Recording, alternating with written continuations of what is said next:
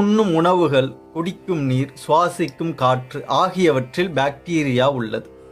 அவற்றை நாம் கொன்றே உயிர் வாழ்கின்றோம். அதுவும் உயிர்தான். அதுபோல் விலங்குகளும் பறவைகளும் உயிர்கள்தான்.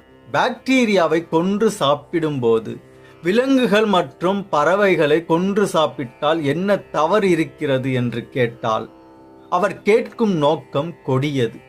இந்த கேள்வி எங்கு சென்று முடியும் தெரியுமா? விலங்குகளும் பறவைகளும் உயிர்கள்தான். அதேபோல் மனிதர்களும் உயிர்கள்தான்.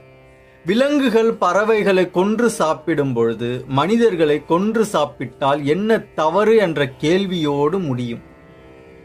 பாக்டீரியா போன்ற நுண்ணுயிரிகளும் உயிரென்று உணர்ந்து அதை கொன்று வாழ்வதற்காக வருந்த வேண்டுமே தவிர, அதை கொன்று வாழ்கின்றோம் என்பதற்காக எதை வேண்டுமானாலும் கொன்று வாழலாம் என்று எண்ணுவது எவ்வளவு கொடிய எண்ணம்!